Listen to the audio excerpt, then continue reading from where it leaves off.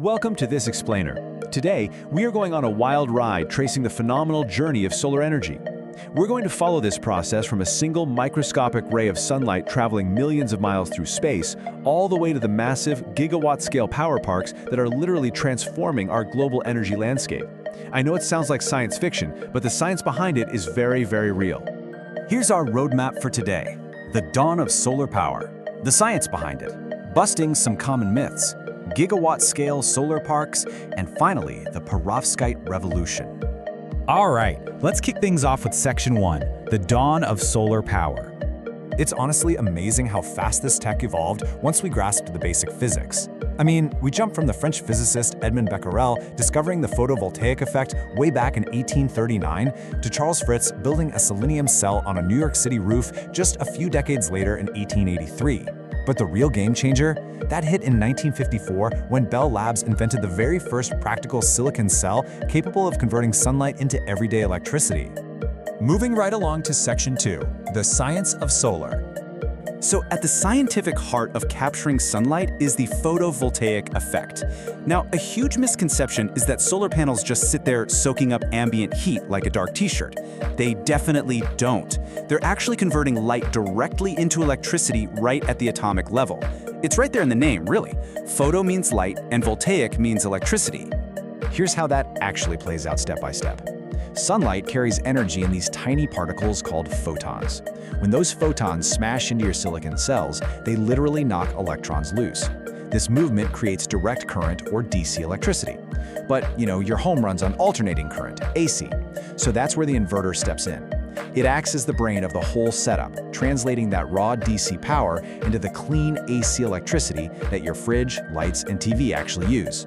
Now, if you're thinking about installing a system yourself, you've got a few practical options. Monocrystalline panels, made from a single silicon crystal, give you premium efficiency and that sleek black aesthetic, but yeah, they come at the highest cost.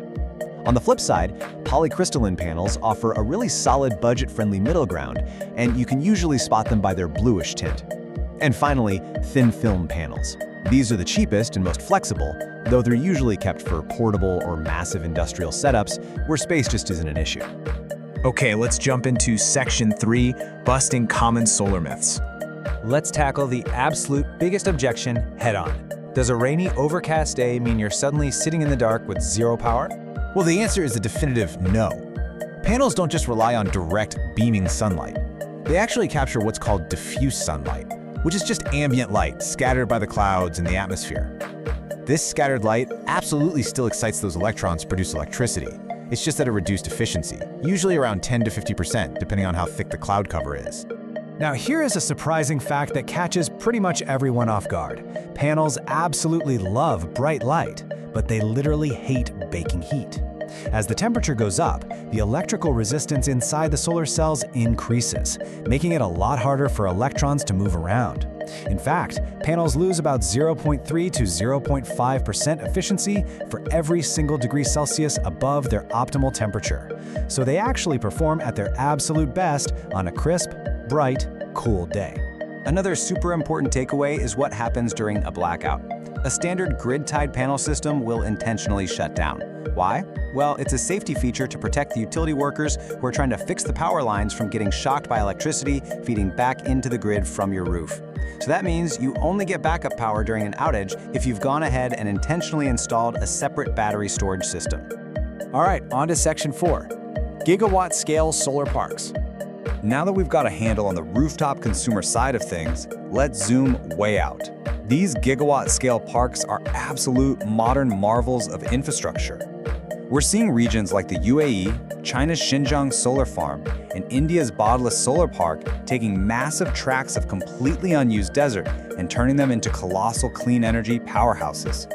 To put that immense scale into perspective for you, China's 3.5 gigawatt Xinjiang solar farm alone is estimated to generate a staggering 6.09 billion kilowatt hours of electricity every single year. That is just a breathtaking amount of power, all being generated purely by photons exciting electrons out in the middle of nowhere. Projects like China's Tengger Desert Solar Park, which is frequently dubbed the Great Wall of Solar, prove a really vital concept. With the right planning to handle things like dust mitigation and long-distance transmission, these vast, otherwise unusable desert landscapes can actually be transformed to reliably support the energy demands of entire nations. And that brings us to our final stop, Section 5, the perovskite solar revolution. So let's look toward the future of our photons journey. Enter perovskite cells. Unlike traditional silicon blocks that require these massive industrial furnaces, heating materials up to 1400 degrees Celsius, perovskite cells can literally be printed, kind of like newspapers, at super low temperatures, just 100 to 150 degrees. This totally opens the door for incredibly lightweight and flexible solar films. But the real magic here is the sheer efficiency potential. Standard silicon pretty much taps out around 22 to 27% efficiency. But if you stack perovskite layers directly on top of silicon to create what's known as a tandem cell, they can hit a groundbreaking 35% efficiency. They manage this by capturing entirely different colors of the light spectrum at the exact same time. It's brilliant. Now, to be totally fair, this technology does still face some pretty significant hurdles before taking over the market. Right now, perovskite cells suffer from environmental instability, meaning they degrade really quickly when exposed to heat and moisture. Plus, the most efficient versions actually rely on toxic lead, which raises some obvious regulatory concerns. And there are still major challenges when it comes to scaling up manufacturing for long-term durability. But if engineers can systematically solve these manufacturing and stability challenges, the future impact on global energy is undeniable. It perfectly echoes the revolutionary leap we saw with LED lighting, making power generation exponentially cheaper, lighter, and available in places we honestly never imagined.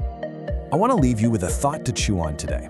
As we rapidly scale from just understanding the microscopic photovoltaic effect to building these massive gigawatt-scale deserts, could the next frontier mean that every single surface you touch, from the windows in your house to the very jacket you're wearing, is quietly harvesting the sun?